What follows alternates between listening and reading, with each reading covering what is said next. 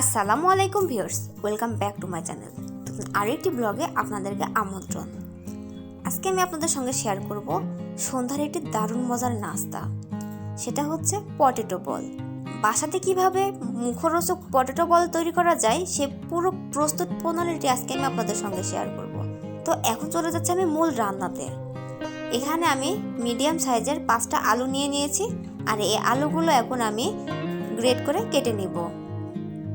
এই জন্য চাইলে আপনারা ভাজি কাটার মেশিনেও কাটতে পারেন, আবার চাইলে হাতেও কুচি করে কেটে নিতে পারেন, কিন্তু এটি ভাজি কাটার মেশিনে কাটলে বেশি ভালো হবে। তো এভাবে করে আমি ভাজি কাটার মেশিনে সব আলুগুলো কুচি কুচি করে নিচ্ছি। তো এই পর্যায়ে আমার আলুগুলো কুচি করা কমপ্লিট হয়ে গিয়েছে, তাই এখন আমি আলুগুলো ধুয়ে নিব। তো এই পর্যায়ে আমি আলুগুলো ধুয়ে নিয়েছি, আর এই আলুগুলোতে এখন আমি কিছু পরিমাণ লবণ দিয়ে নিব।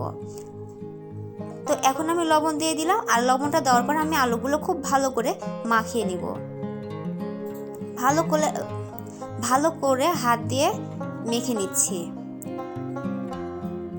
তো এ পর্যায়ে আমার আলুগুলো মাখানো কমপ্লিট হয়ে গেছে, তাই আলু থেকে পানি বের হওয়ার জন্য আমি এটা একটু গুছিয়ে রাখলাম। এখানে আমি আরও একটি পাত্র নিয়ে নিয়েছি, আর এখানে আমি সেই লবণ মাখিয়ে রাখা আলু থেকে পানির অংশটা চিপে বের করে নিচ্ছি।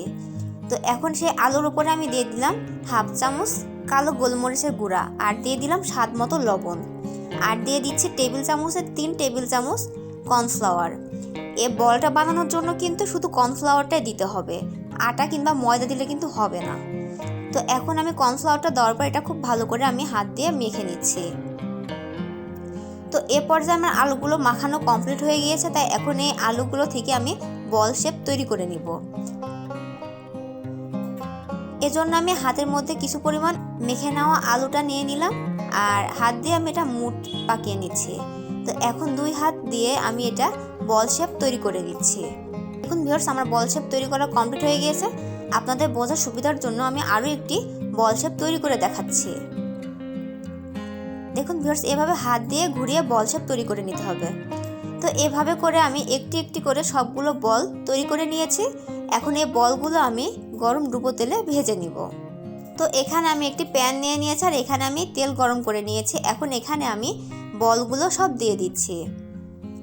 তো একটি একটি করে সবগুলো বল আমার দেওয়া কমপ্লিট হয়ে গিয়েছে। এই বলগুলো এখন আমি ব্রাউন কালার করে ভেজে নিব। এখন আমি এগুলো উল্টিয়ে পাল্টিয়ে খুব সুন্দর করে ভেজে নিচ্ছি, আর এ সময় চুলার আঁচটা মিডিয়াম লো হিটে রাখতে হবে, যাতে বলগুলো ভেতরে কুক হওয়ার সময় পায়। তো এভাবে করে আমার বলগুলো ব্রাউন কালার করে ভাজা কমপ্লিট হয়ে গিয়েছে। তো এ পর্যায়ে আমি এই বলগুলো আর একটু ভেজে নামিয়ে নিব। তো এ পর্যায়ে আমার বলগুলো পুরোপুরি কমপ্লিট হয়ে গেছে ভাজা, তাই এখন আমি এই বলগুলো উঠিয়ে নিচ্ছি।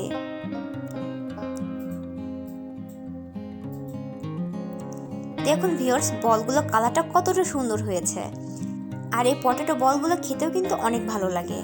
আশা করি আজকের ভিডিওটি আপনাদের কাছে ভালো লেগেছে, আর ভালো লেগে থাকলে অবশ্যই আমাকে কমেন্টের মাধ্যমে জানাবেন। সবাই সুস্থ থাকবেন, সুন্দর থাকবেন। আল্লাহ হাফেজ।